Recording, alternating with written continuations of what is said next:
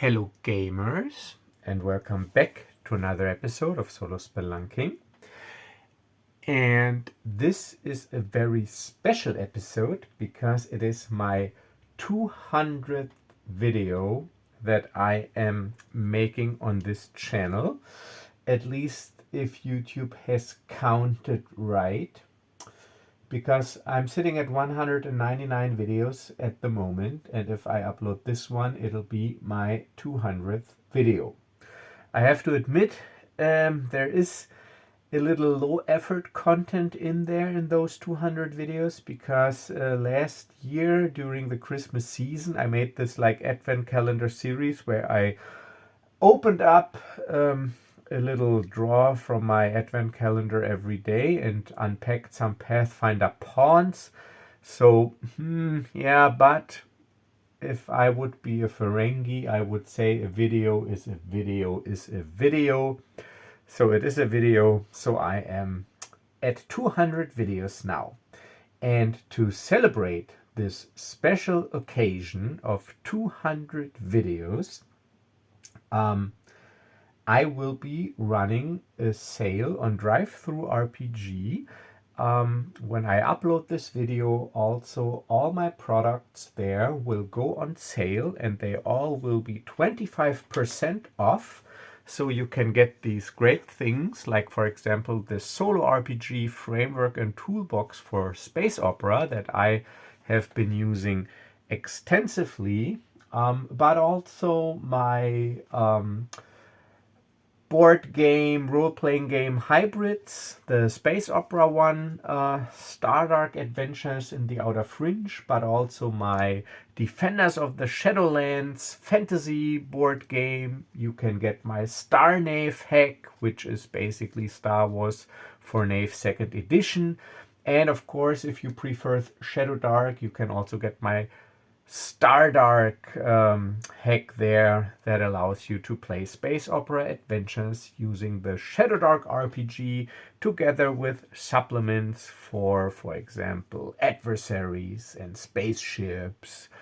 And there is for Nave 2nd edition, for Star Nave, there's the Military Imperium source book.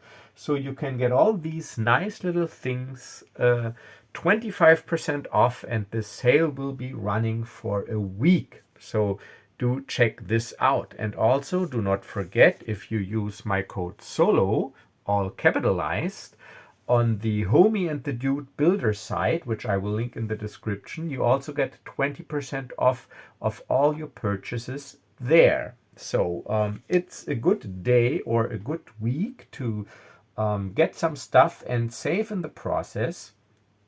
Yeah, so this is to celebrate my 200 videos on YouTube. And also, I think this will be, or I want this to be, the season finale for my second season of my Adventures in the Keldor Sector series featuring Nash Duncan, Scoundrel, Smuggler, and Flyer for Hire, and his companion Rhya, Cloud Shadow of Eldrid, Mysterious Eldridian Shadow Huntress. And so this season started using Star Nave and it ended featuring my system Starships and Blasters. This one you can get for free on my in my community tab. I will also link it in the description of this video. It is based by Delves and Dangers by Magehammer over from Magehammer's game table. So if you want to throw a couple of D6s playing space opera games, you can get this game for free. And this is what I was using during this season. Yeah, and I got sort of like an end point in mind. I know where I want my characters to be at the end of this season, and I think I know how to get there, but this is not scripted, at least not fully. Of course, I do have a rough outline for this episode, but ultimately it is all up to the dice.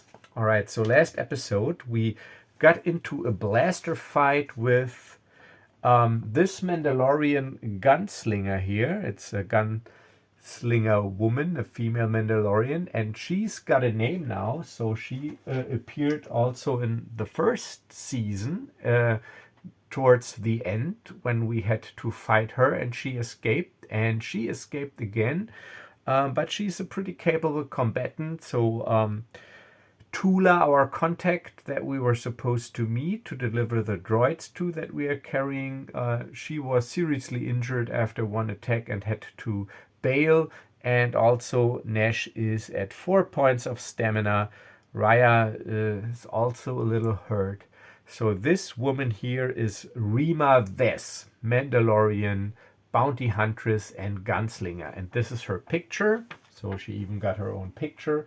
And yeah, so we fought her in this docking area of the Den, a traveling shadow port that we explored the last 2 episodes. And now we are off into space. We just launched with Nash and Rhya's ship, the versatile Rust Bucket, because this is the Keldor sector, and our contact, she told us to meet her here in Gold Rock.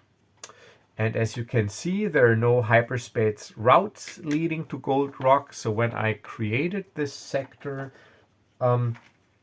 before I started the first season of this series, I have determined, and let me get this here, that Gold Rock is an unremarkable dump.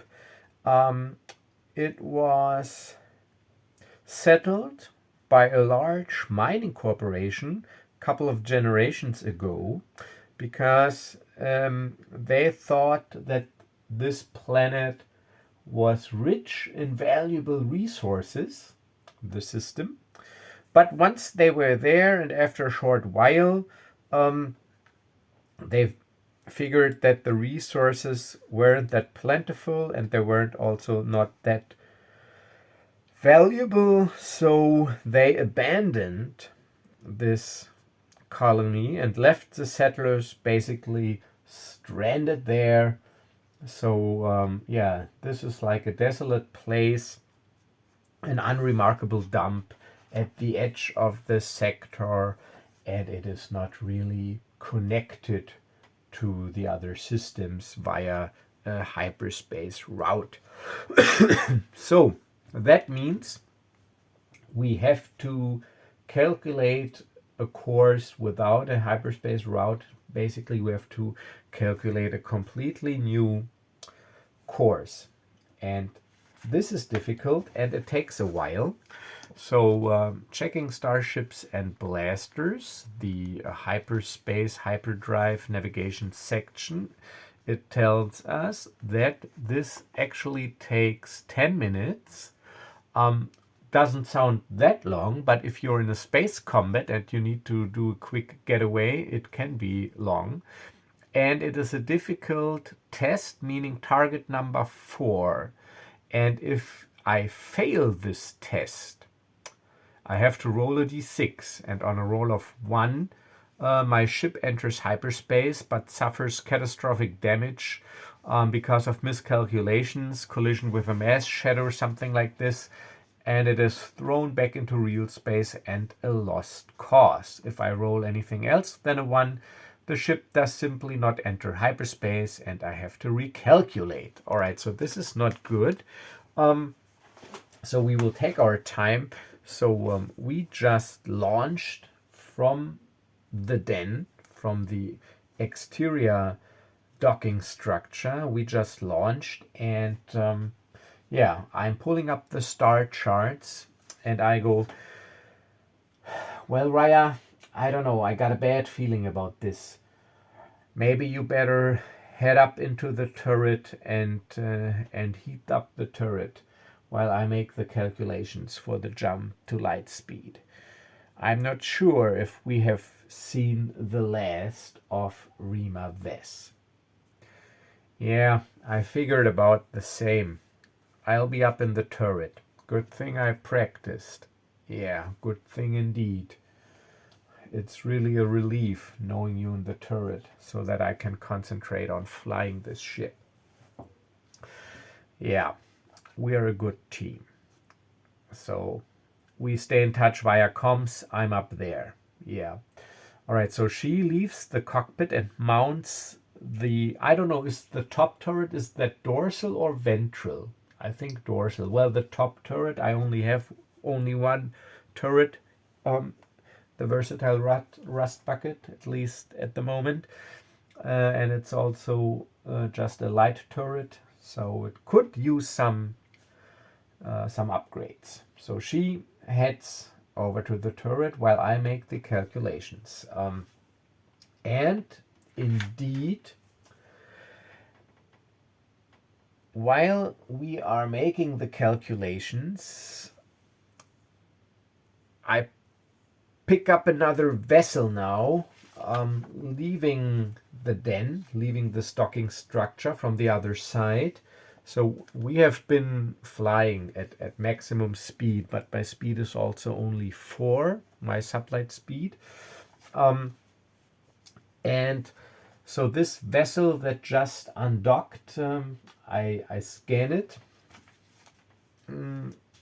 Let me see if I can determine. So I'm using my computer systems operation proficiency with my intelligence stat to see if I can get detailed sensor readings. It's a moderate roll, target number 3.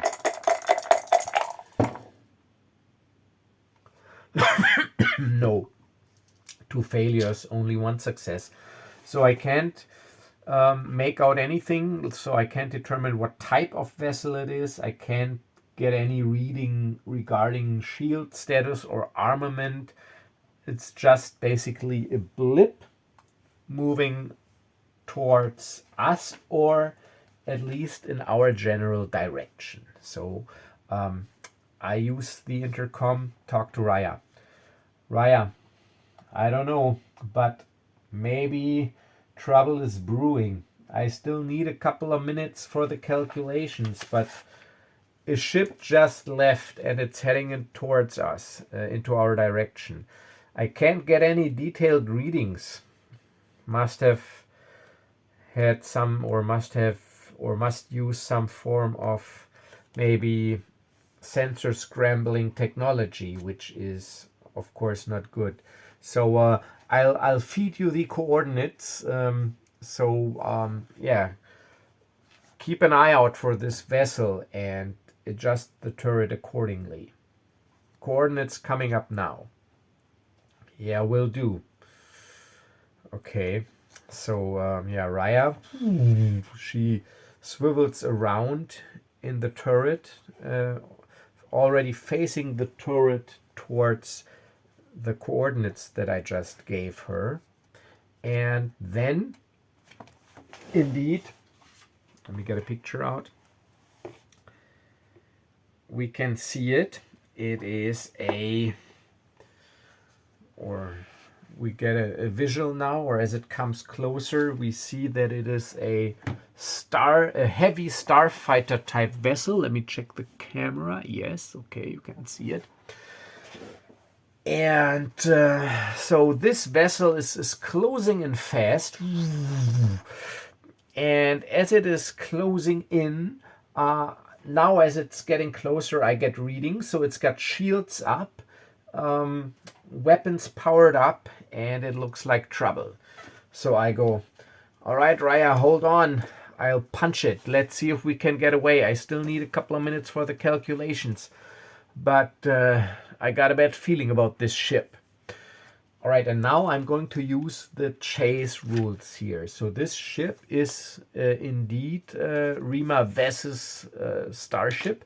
It's the Blood Eagle, and it's got speed 6 and the versatile rust bucket. So I wrote down the stats before I started this episode because I wanted this space battle to happen basically. So yeah, it is a it's got speed 6 and I got speed 4. And I try to get away. So I'm going to use the cinematic chase rules that I have in here. So it is like this.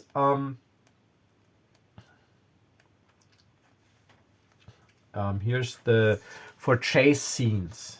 So if you want to run a chase scene, but not in this like round-like structure, it is sort of like a skill challenge. So I have to make 3 successful moderate, meaning target number 3, pilot tests before I get 3 failures. And if the enemy ship, the pursuing ship, is faster, the speed difference is a penalty to my dice pool. So, and if I would be faster, it would be a bonus. So my piloting dice pool is 6 dice. So this is Nash's agility of 4, his proficiency bonus of 1, that is 5. And I boosted the handling of the versatile rust bucket by 1. So that is also added. So it's a total of 6 dice. However, my speed is only 4. And the Blood Eagle has a speed of 6. So I have to subtract 2 dice from my pool. So I'm rolling 4 dice and I need 3 successes. And if I got 3 successes, the whole test is successful. And I need 3 successful tests before I get 3 failures. And if I manage to do that, I managed to keep the distance long enough so that we can try to jump. And if I fail, we will engage in a space battle. All right, so here we go. 6 minus 2, 4 dice, and I need 3 successes. So Rhya, she keeps the turret trained. 1. So first failure, only one success. So I make my usual failure success metrics here. So 3 circles for successes and 3 circles for failures, and already 1 failure. So damn, the vessel is gaining on us. Come on. So I'm diverting some life support power to engines. Yes. 3, 4, 6, 1 exploding die, meaning, but I don't really need the exploding die. I already got my 3 successes. So the first success, so 1 success, 1 failure.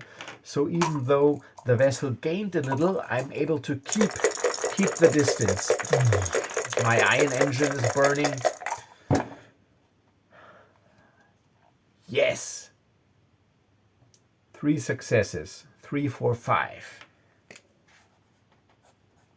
Looking good, looking good.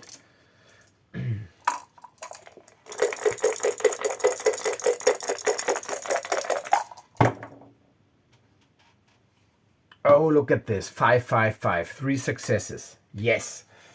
All right. So after indeed a rough start, even though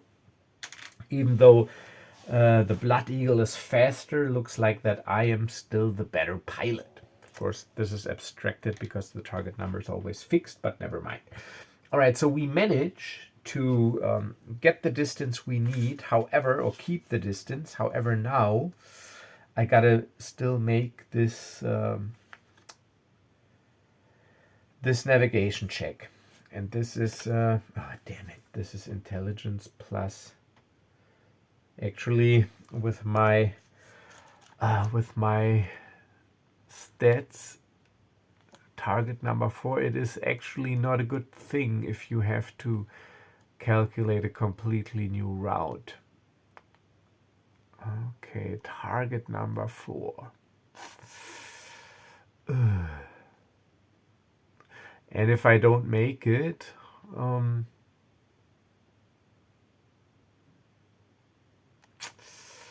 yeah, I don't want to think about that. So,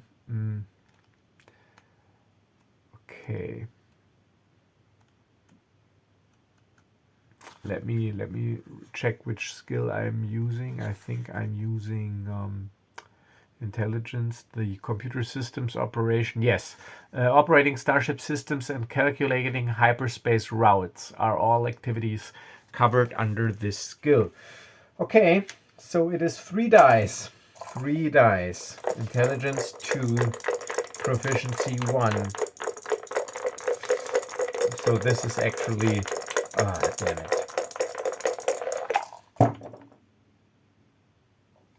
Yes! Yes, yes, yes, look at this. 3 successes and 2 exploding dice. I only need 1 more success. Thank you, dice god. Ah, whew, 3, 6, 6. All right, so I'm adding 2 more dice for those exploding. Oh, come on, please.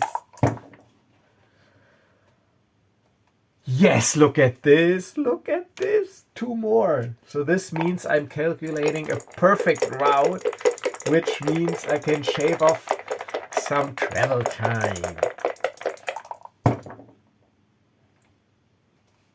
Look at this, another. So I got 2, 4, 6, 7 successes. I got 7 successes.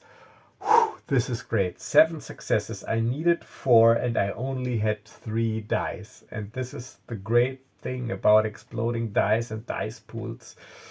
Anything can happen.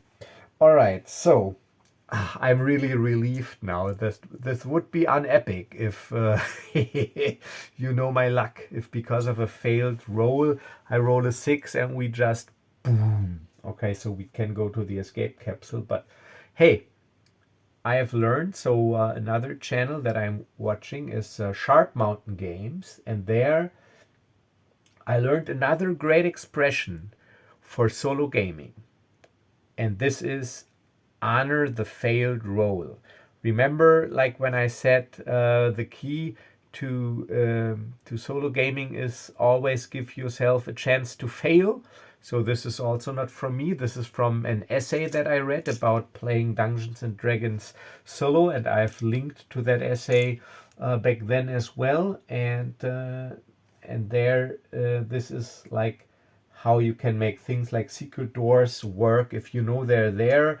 So just give your characters a chance to fail by making a check, and if they fail, and they don't know it. So this is a great expression, as well as honor the failed roll, because this is what makes this gaming and not writing a book. Because this is like people, when I go on Reddit, so I'm rambling a little here, excuse me. So when I read Reddit posts or something that talk about solo gaming, something that comes up often is this notion of, well, it's not really gaming, just write a book. But it's not writing a book, it is a game, because you are bound by the dice. So thank God I don't have to honor the failed roll, because the roll didn't fail. It is 7 successes.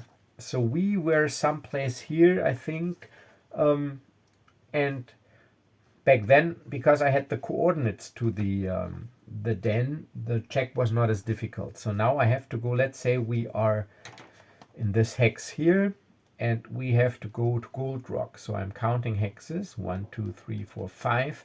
And actually I was planning on making like every hex 2 hours.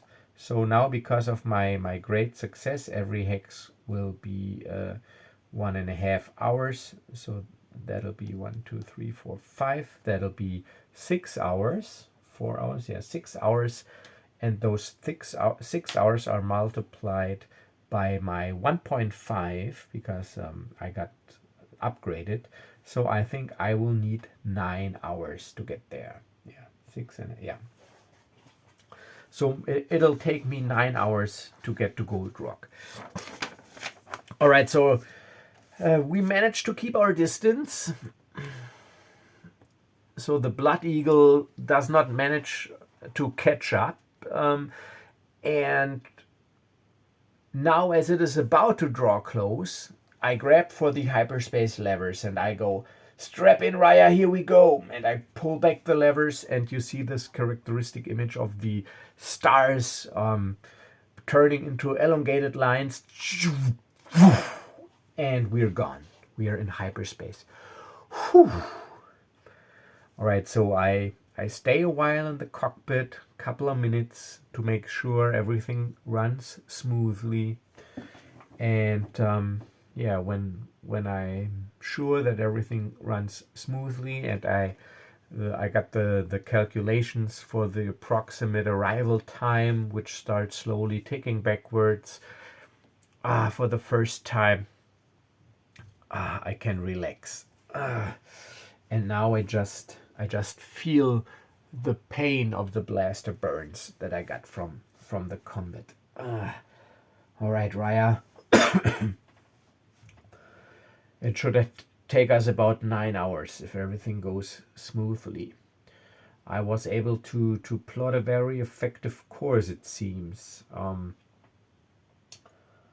So we should be all right. And she looks at me and goes, "Well, you should take or get some rest. Let me see your wounds. Take your coat off. Take your shirt off." And I'm looking at her, smiling. "You want me to take my shirt off? You know how this usually goes." She looks at me and tilts her head slightly. "This is serious. Let me see your wounds, please." All right, all right. So I take my coat off, take my shirt off, and indeed, there's some serious blaster burns that got through, even though thankfully my padded and armored jacket absorbed the brunt of the energy. I'm still pretty burned up. The adrenaline up to this point helped to keep the pain in check, but now as it's all, the adrenaline is slowly gone and we are calming down, I can now really feel the pain. So I grit my teeth. So now that you say it and remind me, indeed it burns. Yeah. Well, let's get the first aid kit. There should be some pain-killing salves in there. Or is it ointments? If you have something like a cream that you put on. I don't know. Substance. Let me help you. So she helps me into the, yeah, we don't really have a first aid room here on the rust bucket, so into my cabin, and she gets out a first aid kit and applies some pain killing ointment to my blaster burns. Much better, thank you. Yeah, but do get some rest now. I'll keep an eye on the ship, and I will wake you with enough time to spare for the arrival. Yeah, but you should get some rest too. I mean, you also look exhausted. I'm fine, believe me. So Rhya actually is at 14 out of 17 stamina, so she is actually fine. But she has used her power points, which means she can't use the force now until she rests. But of course, these are just game mechanics. She feels pretty good actually. So yeah, she will stay up for a while, and I will get some rest. All right, so let's see if something happens. It is unusual because, or I only usually it's like 1 in 10 if you travel on a route per 10 hours, per started 10 hours by my encounter routes here. But because we have a completely new route, which is not infected with pirates or slavers, or we don't really have to fear any imperial patrols, it'll be a 5% chance.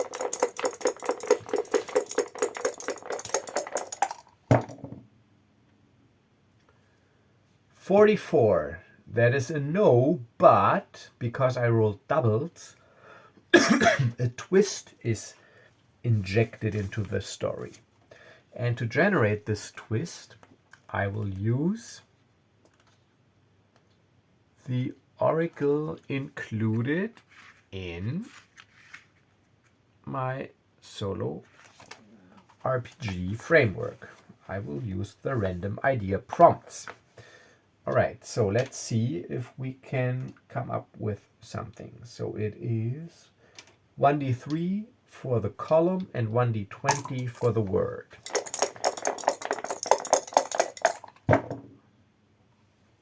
Column 2, word 2, satellite. Oh, this is interesting. Column 2, word 2, satellite. Column 1, word 1, data card. Okay, satellite data card. Something's already forming here. And column 1, word 2, explosion. Okay.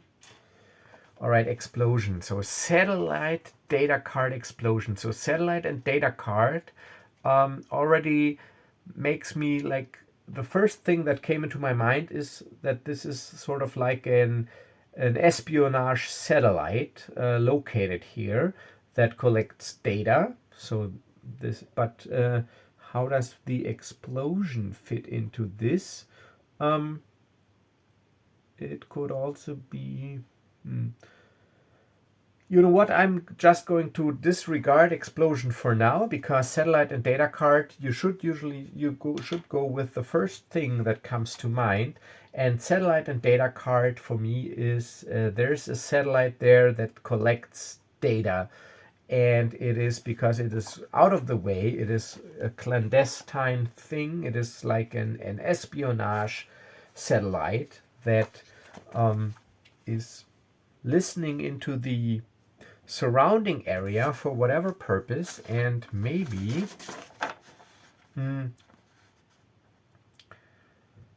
so my first thing is, of course, that this is a satellite placed there by the Empire, and they use it to detect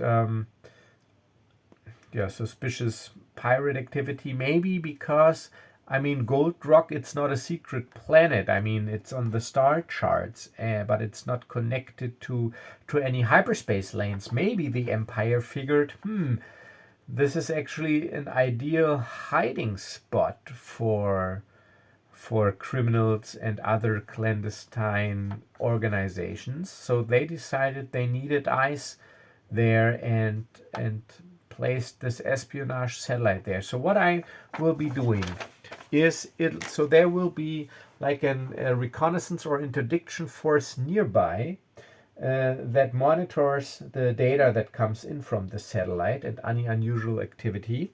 So this will actually increase the chance of me being inspected or detained or interdicted by imperial forces, and I'll give it a 50-50.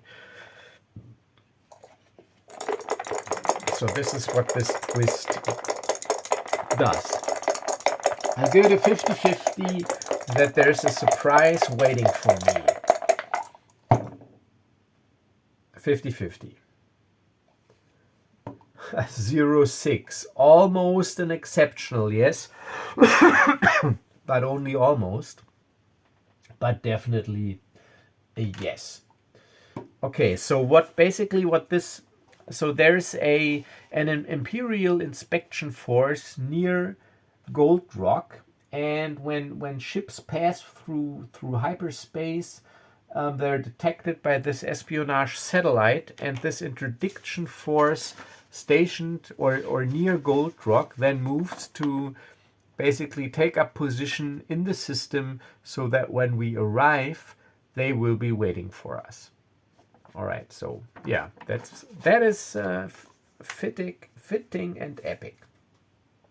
All right, so I take my rest. Let's say I sleep for like 6 hours. And that is enough to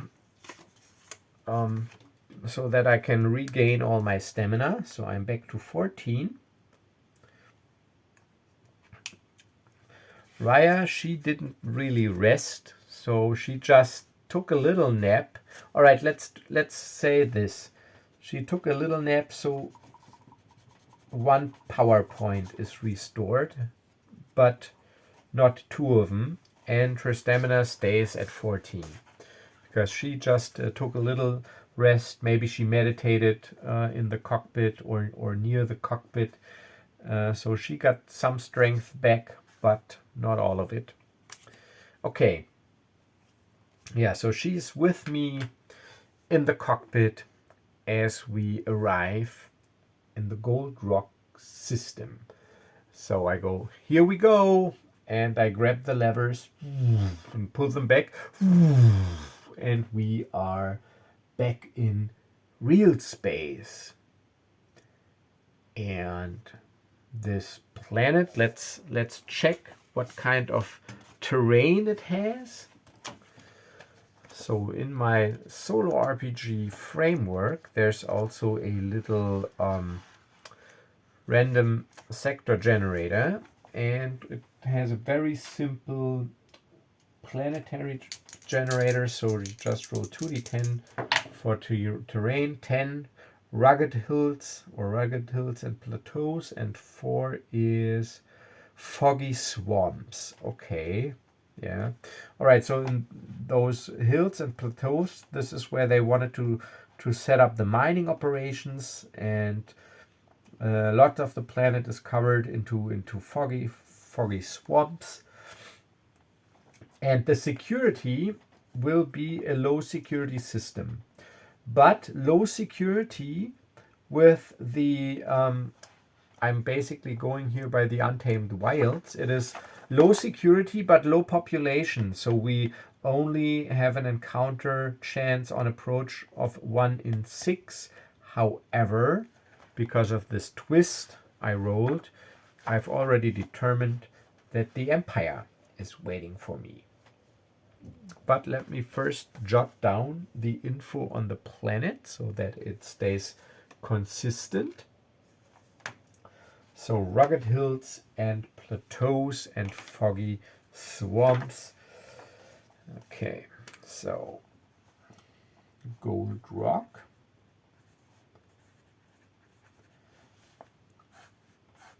Gold Rock has low security, low sec, low population. Okay, it is an unremarkable dump. We know that. And it features rugged hills and plateaus and foggy swamps.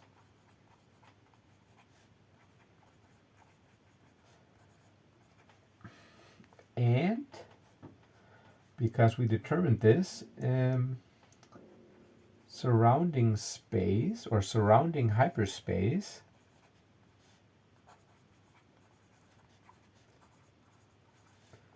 is monitored by Imperial spy satellite.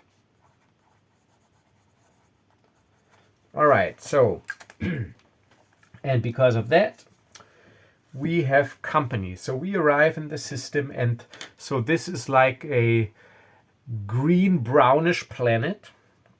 Green because of the fogs, and brownish because of the rugged hills and plateaus as we approach. But there's something on my scopes, and I'm looking at the scopes. This can't be happening. What is it? Rhya goes. Well, if I'm reading this right, going by this sensor signature, there's an Imperial customs cruiser directly between us and the planet on our approach vector. Maybe they haven't detected us yet.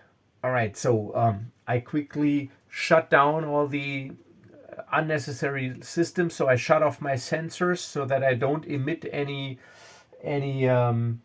sensor emissions. I shut off the engine so that I am only drifting by inertia, making small course adjustments if necessary, only with the thrusters, and powering down life support, only keeping life support in the cockpit. So this is like this,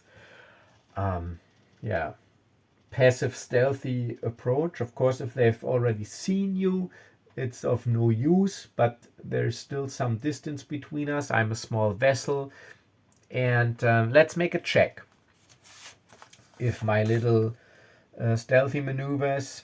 So I'll make it, it's not really piloting. So if I'm, it is intelligence and computer systems operation. It is a target, so a dice pool of 3, and I also make it a target number of 3, moderate target number. Okay.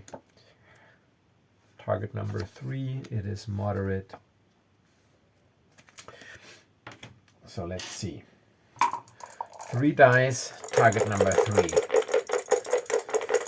Keep your fingers crossed, Rhya. Fingers crossed. But this time, no. Only 1 success. All right, so, but now this is especially tricky now because I tried to basically go stealthy, go silent, to try to fool them, but it failed. So they still detect me, but they also probably noticed that I was actually trying to be sneaky. So this could get me into trouble. So the customs cruiser comes closer. Let me see, do I have... No, I don't want to go for stats now.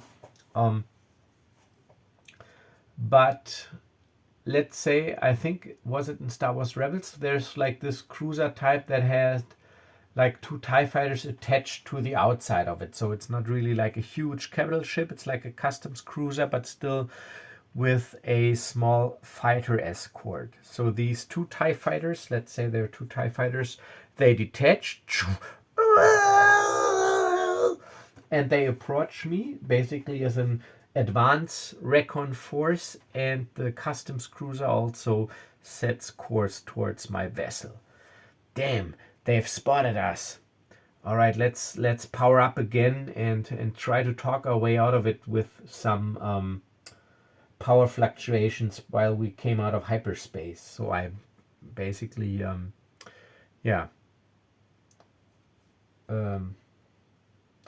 basically put everything back on normal power and tune up the engines or fire up the engines again. And so let's just wait for them. And then, sure enough, there's the comm. This is Lieutenant Stilton of the Imperial Military Customs Division.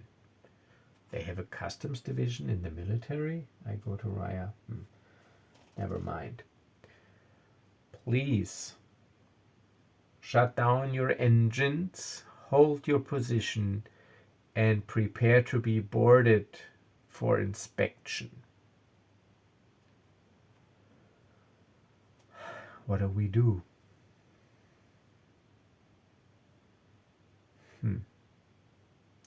Well, so far, Rhya goes, so far, when we were inspected the last time, we were able to talk our way out of it. I think we have better chances person to person with them being on our ship than we have engaging in a dogfight. And also we will never get rid of our cargo. if we have to bail out again. Yeah, you're right. So let's just let them come. So I acknowledge and do as they told me, and I shut down my engines, hold my position, and so the ties,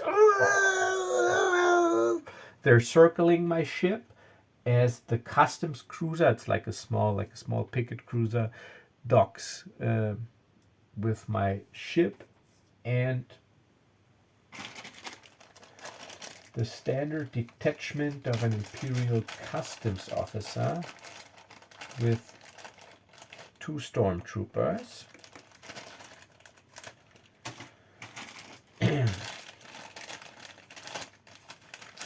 boards us.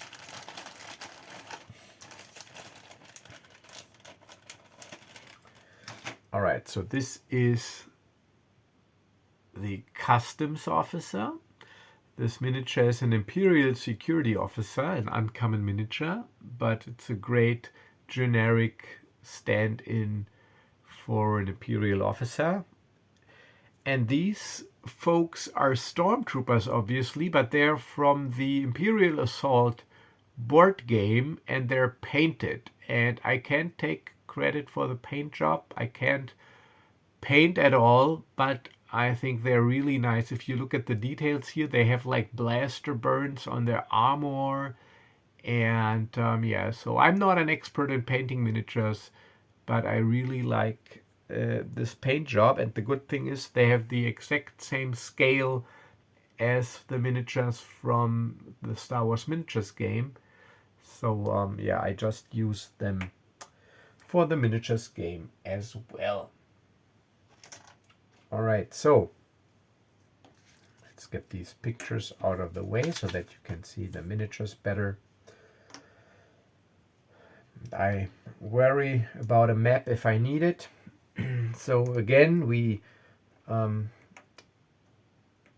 greet the officer in the hallway. So the stormtroopers, they don't have their blaster rifles pointed at us yet. They just have them like across their chest.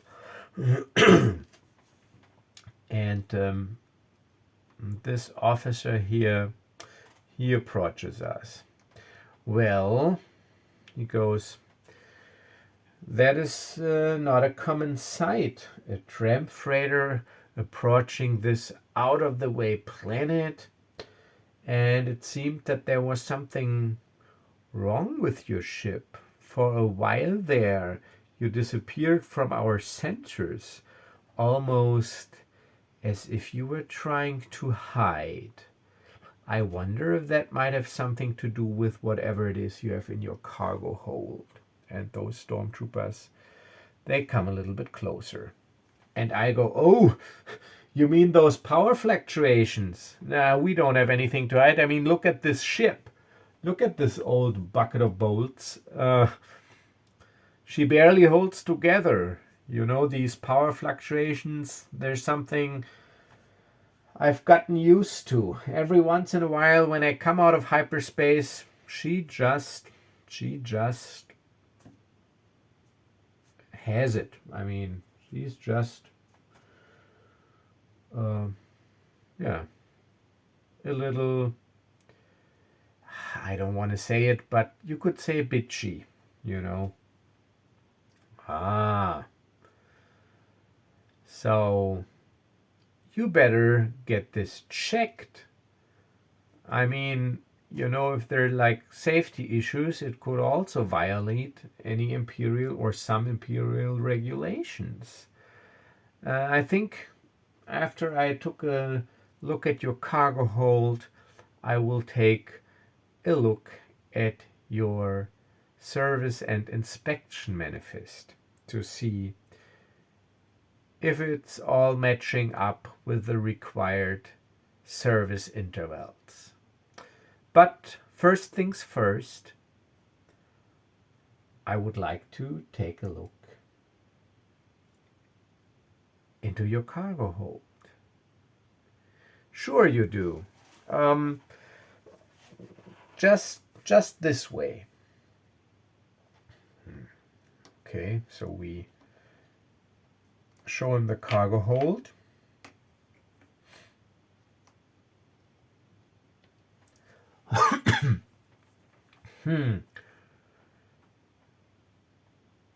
Interesting. So let's roll. I haven't determined this. If these droids, if they're in some sort of containers, or if they are just droids and they can, like, when, I don't know when, I think it was episode 1, when they are like in storage mode, they can basically like fold up and they have their little hands around their legs so that they basically form their own little unit. So maybe like they're in this transportation mode, or they're in canisters, cargo canisters. So 50-50, 50% they're in cargo crates and not immediately recognizable. 50%. Of course, 65, of course they're not. So they are in their robotic form, basically in their transportation mode, I call it, in their transportation pose. Interesting. These look like B1 battle droids from the Clone Wars era. If I'm not mistaken, they are illegal and highly restricted. Well, if they would be B1 battle droids, that would be true, but they're not. They're actually mining droids. They're repurposed battle droids, reprogrammed for mining duties. And we were delivering them to Gold Rock to do some maintenance on the old abandoned mines. They wanted to see if they could be opened up again and put to some good use besides mining. Is that so? Yes, indeed, that is so. Well, then you probably have the required documentation. Yeah, see, well, that's the thing. We were just about to pick up this required documentation as we had to leave because of an emergency. So we picked these up at a space station, and there was a sudden decompression warning. So we basically had to stop what we were doing. We were in the hangar bay. The droids, they were just loaded, and then we had to basically bail. And you expect me to believe that? Yeah, I do actually. So this is cunning and deception, but this is such an so this is like a cunning and deception, but this is basically such bullshit that the difficulty number will be high. So it is very difficult, very difficult. It is a 6, target number 6. So I got cunning 4, and I might use my deception proficiency. I got 5 dice and a target number of 6. So without any exploding dice, I can't really make it.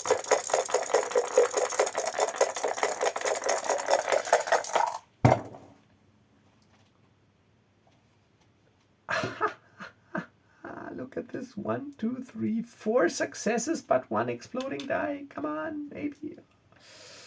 4 successes and 1 exploding die.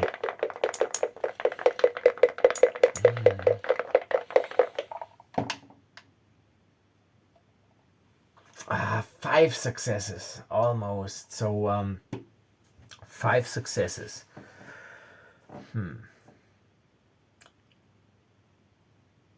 So he goes, well,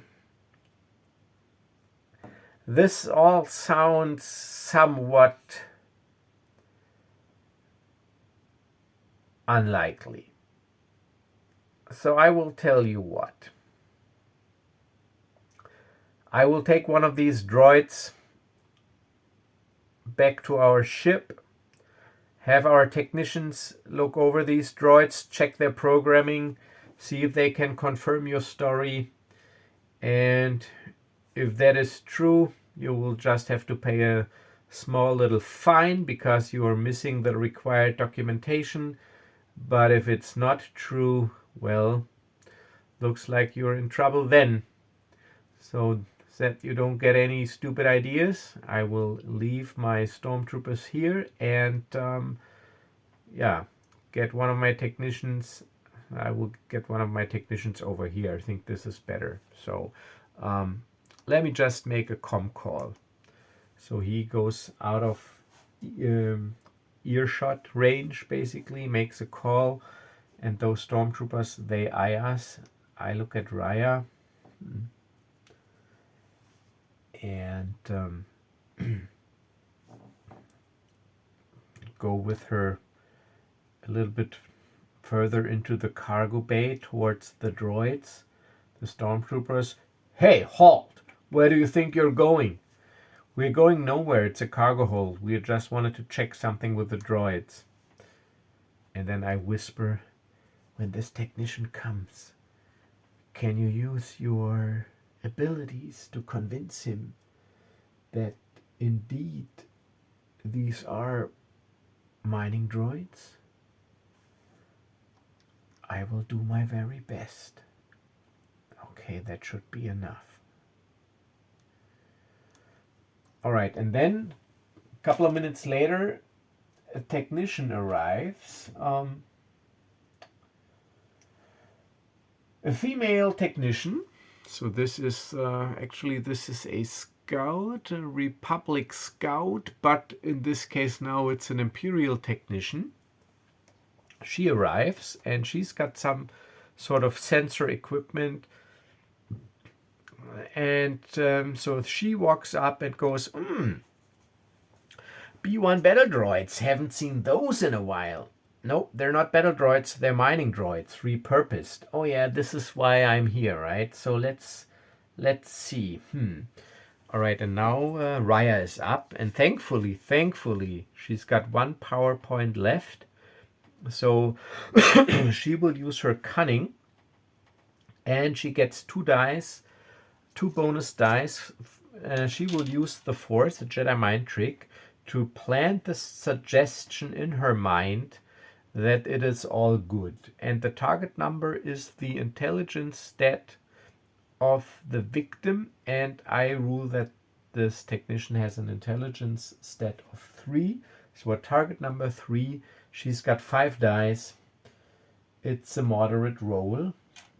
3, 4, 5. So 3 for her cunning and 2 for using the Force. And I have to again cross off her PowerPoint. Oh, come on now, please.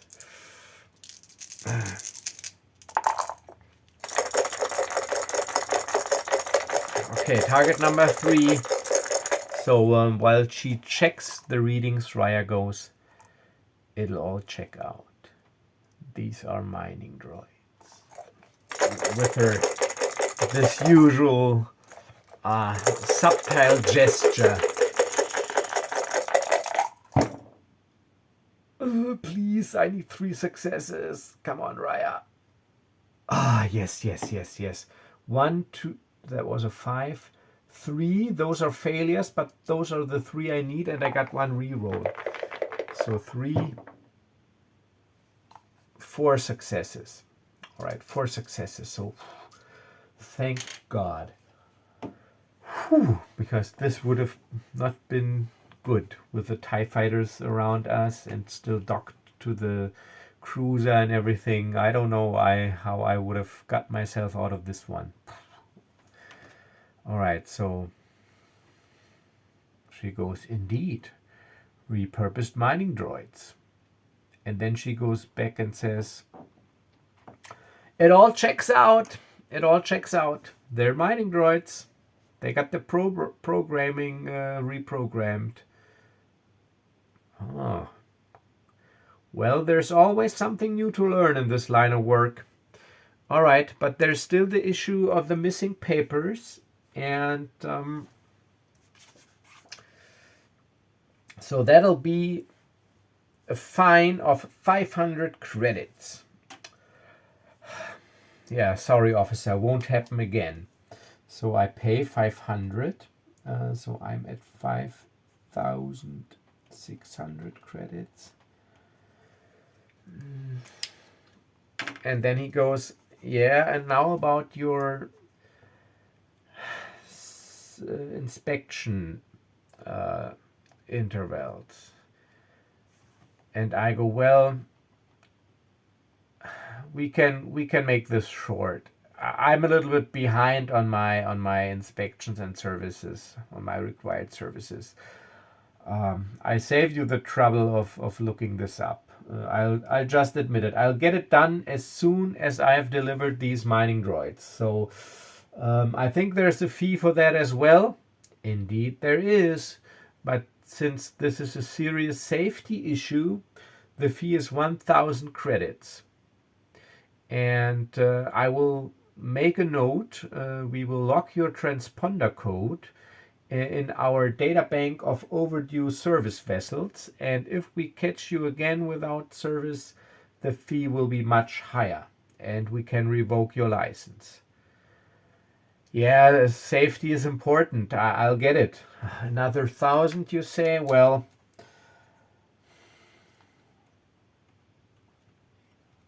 here you go. So I pay 4,000, another 1,000. So basically almost all my winnings are from my Sabak game, are almost gone, but all right. So yeah, well, I think this is all. Good luck with your delivery. We're done here. And they leave. Whew. All right, little OOC. See, and this is also what I like about solo gaming. I mean, this entire thing, it could have been totally a disaster and it could have gone completely south, and this is all just because how I interpreted a random twist that occurred. And yeah, and this is what I like, these curveballs that can really develop into epic scenes, and this was like indeed a great moment, because if I would have, like, I mean, target number was 6 and I had 5 successes, so the officer was lenient towards us, but if I would have only managed like 2 successes or so, it could have been completely different outcome, or it would have been completely different outcome, and probably not a good one. So and I'm so glad that I got Rhya, and I go, Rhya, thank you. I am so glad that you are on board for several reasons. And I smile. But these abilities, yeah, but the effect does not last long. We shouldn't linger too long. It is appreciated that you value my services, but we should go. Yeah, we probably should. So, and the cruiser has already detached, so we are free to go, and we land finally at Gold Rock. And the thing is, that there's only one spaceport city, because it's like an abandoned colony in those rugged hills, and the starport is pretty simple. It is just a limited service starport, which is basically one step above just a paved landing field. So they have a paved landing field, but some minimal facilities to recharge, and they have some sort of tower that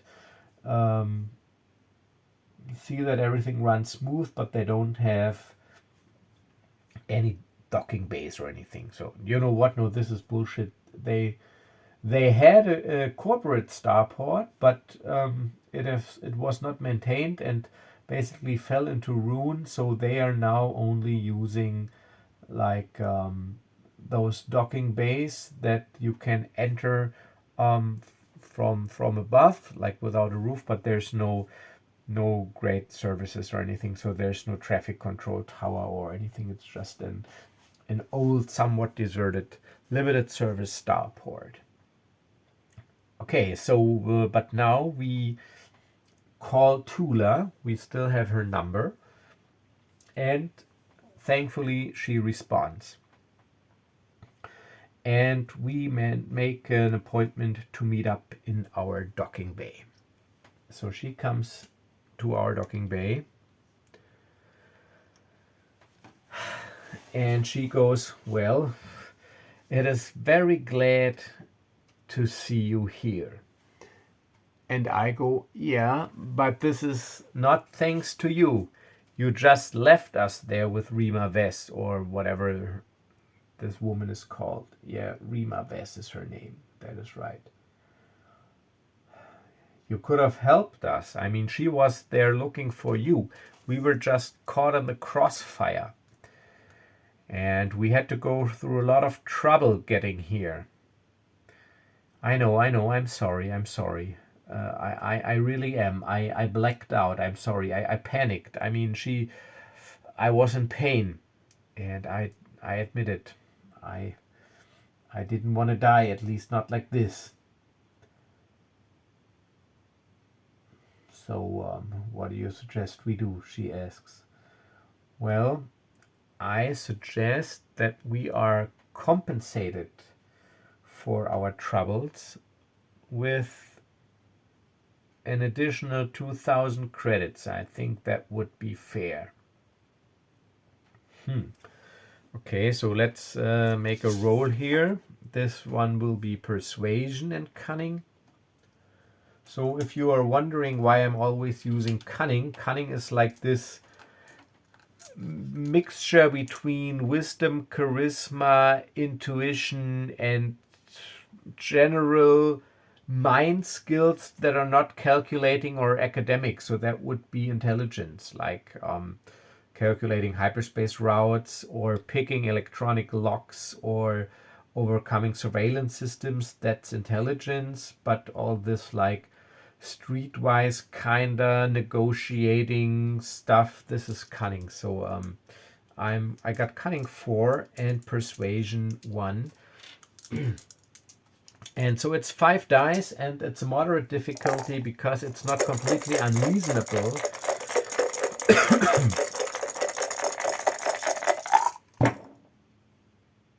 So moderate, 3 successes. Ah, look at this. 2, but 1 exploding. So let's see. If I roll a success, she agrees.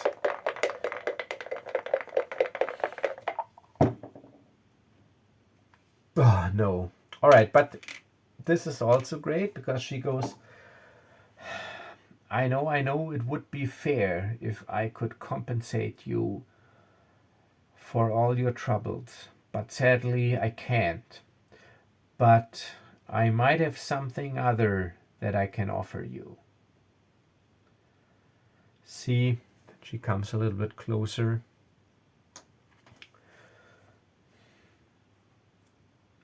That you managed to evade Rima Vess and that you made it here, even though there's not a direct hyperspace route leading here, has shown me that you've got some skill and competence, and that you can keep your nerves even under fire. And these are qualities that we need. I look at Rhya, Rhya looks at Toola, and now Rhya talks and goes, what do you mean we need? Who are these we?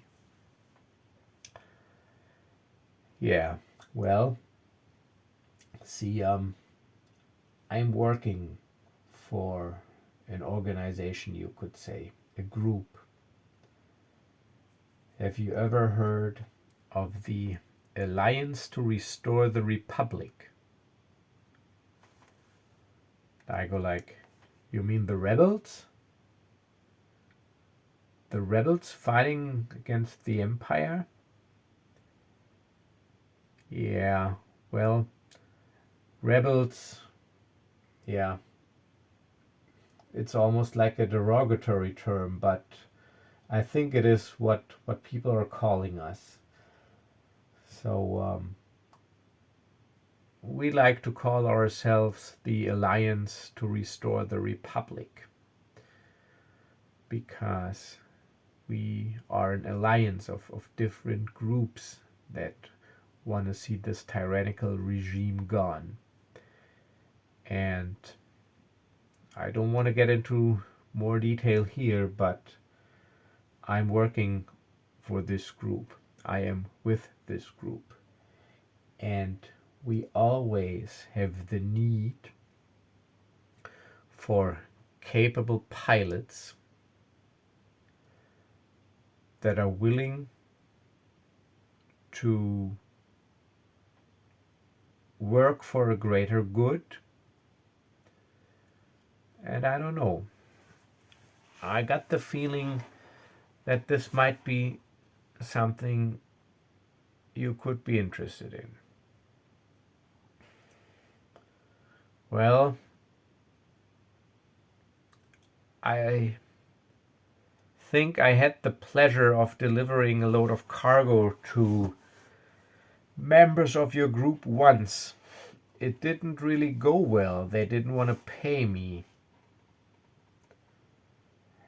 Well, we are always stretched thin for resources, and we are dependent on people funding us. And so what I can offer you, I can offer you, if you want to call it that, regular employment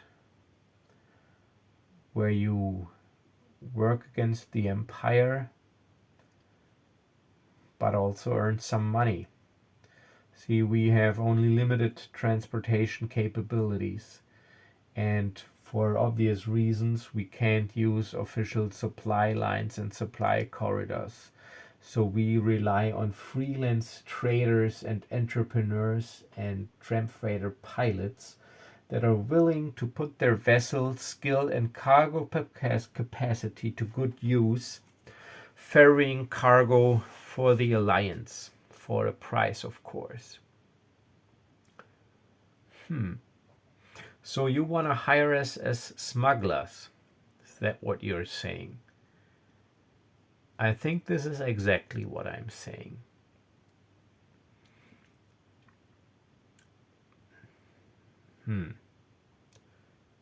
Okay. So what makes your smuggling assignments better than any other smuggling assignments? Well, isn't that obvious? That you work for greater good and for a good cause. You don't smuggle drugs or weapons into the hand of tyrants or tyrannical regimes or criminal organizations. You would be supporting our fight to restore freedom to the galaxy. And you get paid for it. Well, let's do this deal first, and then I will discuss this with my companion, and then we will get back to you. Okay. But I'm sorry, I can only pay you the 5,000 that I am still, or that you are still owed for the load of droids. Yeah, well, I don't have use for this load of droids. They're already more trouble than they're worth. So I'm happy to get them off my hands. So we'll take the 5,000. All right. So we take 5,000. I split with Rhya evenly. So each of us gets 2,500, bringing Rhya to 9,000 credits, her own pocket money. And I am at 7,100 credits. Okay. So she reprograms the droids, or not reprograms, she activates the droids, and then they activate and they just walk off my ship, and yeah, they're under her control. They just take up position behind her there. And she goes, well, I will only be here for another day. I have some business to attend to. You do have my com code. You can think about this and get back to me, but don't take too long.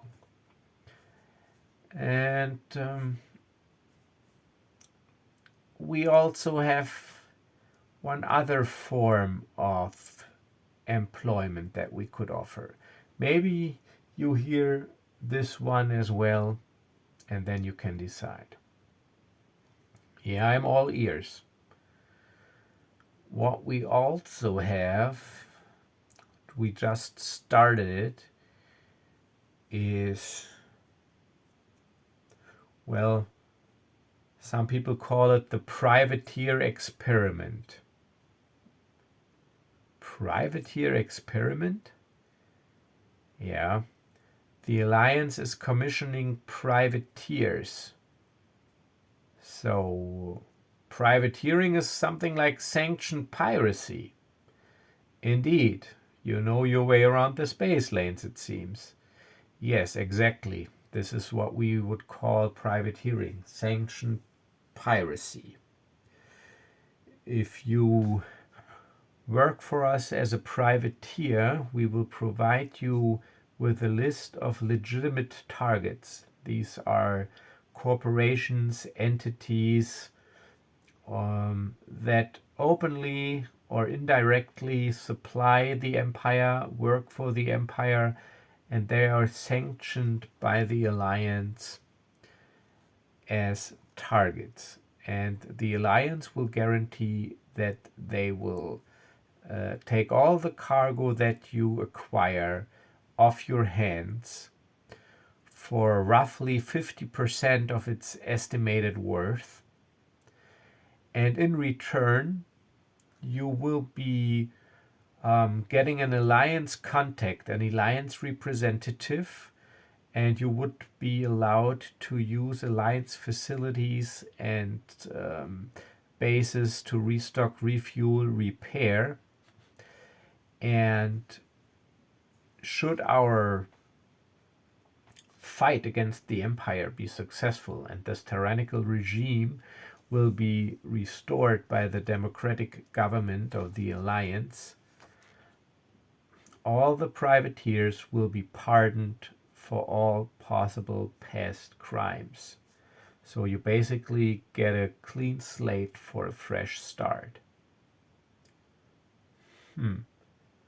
Well, so far, I think I'm not on the wanted list, but like I said, I'll have to discuss it with my companion. We will get back to you. All right, but don't take too long. I'm only here for one more day. And then she leaves, and the droids leave with her. And I'm there with Rhya in the docking bay. And I go, Rhya, what do you say? Do we want to work for the Rebel Alliance? All right, this is where I will leave this episode and end this season. All right, a little bit background. So this is actually where I figured I wanted this season to end, with making contact with an alliance member and having the possibility to actually get more involved into this fight against the empire as an alliance operative, either as a smuggler or as a privateer. And indeed, this information about this privateer program, I didn't make that up. It's all in the source book, Pirates and Privateers. It is a great source book that I used to own. Sadly, it got lost. I bought this one in Munich when I was stationed there, as I told you in my Story of My Gaming Life video. But for the heck of it, I can't find it anymore. But I've read it, and this privateer program, there's a section in there where there's like a communique between Admiral Akbar and Mon Mothma, And because Admiral Akbar, he is not fond of this privateer program, this privateer experiment, and one of the senators he is, and it goes something like, well, if you're not happy with, and then there comes a lot of numbers, so many tons of cargo, so many ships that were required by this so-called experiment, you're welcome to pilot them into the nearest star, something like this. So and there was this privateer program outlined. It was indeed, like I said, there was a list in there with legitimate sanctioned targets. And the Alliance privateers, of course, they were required to keep damage, collateral damage to a minimum, and they were supposed to transmit a special signal called Code Quasar, which identified them as an Alliance-sanctioned privateer, sort of like a pirate flag. And by this source book, they were even supposed to have an Alliance observer with them on their ship that makes sure that the privateer basically acts in the code of conduct of the Alliance. And it was exactly like I said, the Alliance, they would offer 50% of the value and take the cargo of the hands of the privateer, and in return provide assistance, restocking, resupplying. And of course, because they knew a lot of people are wanted that worked for the Alliance, they offered this pardon in case they should take office and become the new government. Yeah, so I know you can get this online as a PDF. Yeah, but I'm not basically sanctioning yeah, if it's called like piracy, like getting copyrighted stuff as PDFs. I try to avoid this, so I don't have it, but I still remember some passages from it and this Code Quasar thing. Maybe I get it used someplace. I don't know. It's not that important. I just make stuff up. But this is the Alliance Privateer program. So if you want to look into it, Pirates and Privateers is the source book. Yeah, so this is where I want to end this episode with this.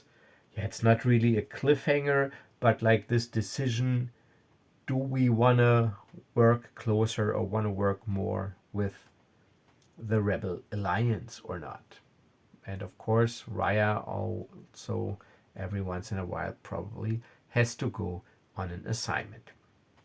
Yeah, but this is where I will end this season. I will be taking a break from these characters now for a while, but as long as they are alive, this series will continue. So there will be a season 3, but I got some other loose ends I want to tie up first. So I want to, of course, continue my Defenders of the Shadowlands campaign. And I saw a video recently from Tabletop Wanderer where he played the first episode of Tiny Frontiers, and that reminds me, I still have my Keep on the Shadowfell Tiny Dungeons campaign that I lost a little bit the motivation and drive to continue, but I think I probably am ready to continue that one as well. I want to tie that one up. So I will take a little break now from space opera, from Star Wars, from these characters, and focus on tying up these loose ends. So I hope you enjoyed this episode, this series, and this season. I thank you for watching, and please do not forget that I will be running a sale now for about a week, 25% off all my products to celebrate this 200th video on YouTube. So as always, stay safe and stay healthy, and I will see you in the next video. Bye bye.